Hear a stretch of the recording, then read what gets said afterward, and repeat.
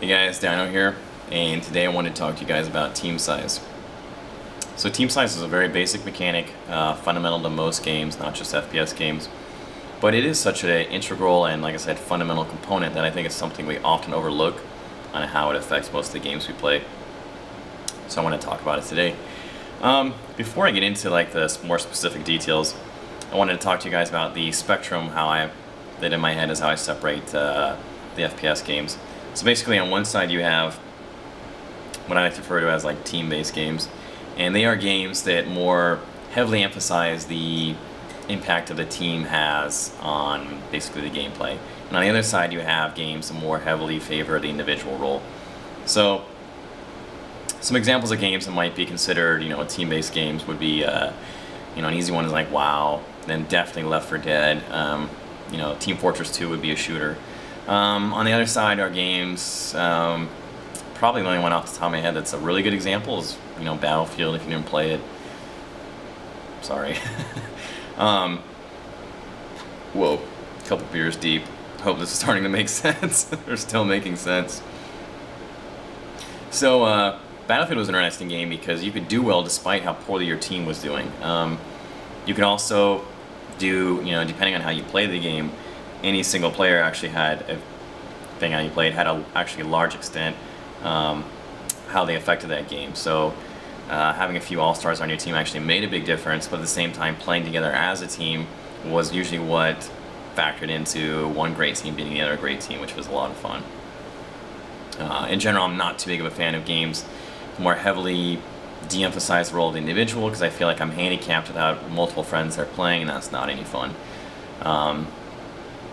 So to move on from that, I want to go into where basically just team size, how that affects the team play. COD basically has much smaller team sizes, 6v6. I'm used to playing, especially even COD 4, Battlefield, more 10v10, 12v12 kind of scenarios on the PC.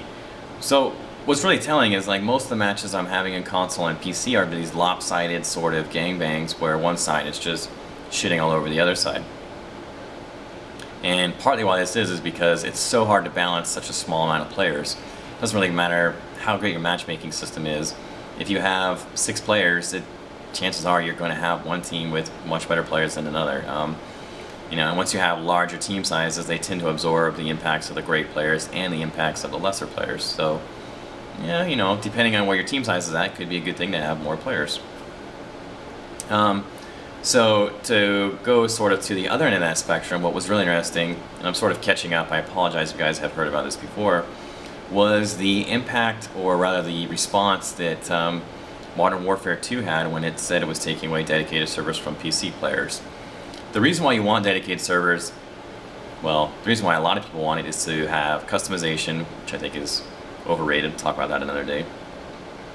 But being able to choose your ping, which is hugely important, especially in a shooter, are massively important, which is why host is being such a massive advantage on console. But what was even more telling, and what people reacted just as strong about, if not stronger, was the fact that they wanted to play with more players. So they were upset because their player size cap, or they were capped at a certain player size, and they wanted to play with more guys.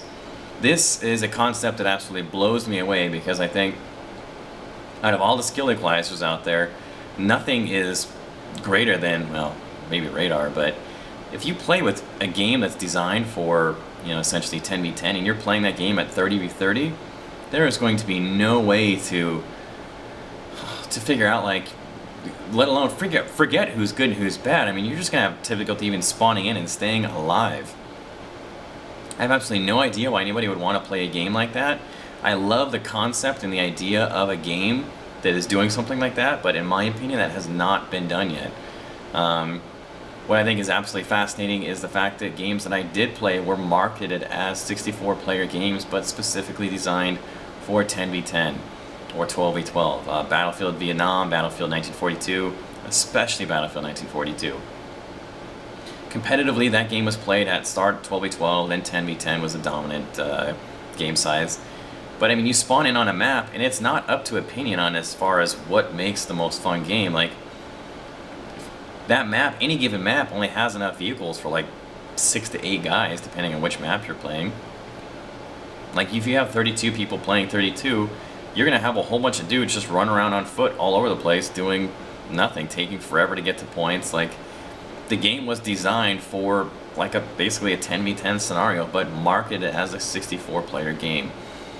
This is one of the things that's very interesting, because as Battlefield 3 starts to roll itself out, once again, console, in my opinion, ends up with the ideal team size, which is 12v12, and PC is marketed as 64 players. Anybody who's seen the trailer, especially the most recent one with like the tanks, planes, helis, and all that stuff, probably saw like multiple vehicles converging on the same point, everyone just blasting the shit out of each other. Well, if you're playing, if it's anything like my experience with Battlefield 1942 or Battlefield Vietnam, the game was designed for, like I said, a much smaller player size, much smaller team size, and it is just going to be absolute mayhem. It's really, really sad and very, very frustrating to me, because I so badly want this happy medium between like skills and accessibility. And I think, you know, one of the things you start getting when you start throwing in large player sizes are systems like the spotting system. Whether it's 2D or 3D, I don't really care, I don't want any part of it, but when you have detailed environments with large player sizes and very, very large maps, those are kind of the things that you might actually need. And it's very, very tough to balance things like that. I mean, we'll have to see if they do it well. I'm going to have to guess no, because it's never been done before. Maybe I'll be completely wrong. I hope I am. But it's really frustrating. I think a lot of those things are actually sort of an easy way out. And I would like to see, I would like to see team-based games that focus on the individual. The individual has a greater ability to bring his team up, or unfortunately eventually take his team down. The second point that I wanted to make with that is actually based off a video I just watched with Gabe Newell talking about the impact that the community has on that game, and it's a very good point. This is slightly off topic from team size, but it's basically player size, community size, I guess. It really doesn't matter if you have the world's greatest video game. If you have a very small market for that game, if you have, say, I don't know, 5,000 people playing COD Bowl last night on PC, according to Steam, and if I log on at the same time on console and there were 250,000 people online at 3 in the morning, that's a huge difference.